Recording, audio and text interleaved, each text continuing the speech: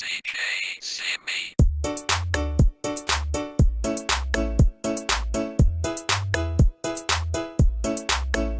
Kala kala olo moe iwe I tau olunga kai puke ina amei Fute fute atu he koe ahoni Whakawhie whia mo whakawhetai E wisa te ungalo a whe Tapua tō Nai whakawale Whakatau Le kia te koe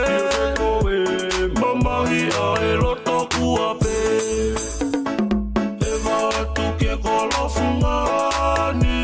Tawele kai mau I e tongani O whatu ke family moisia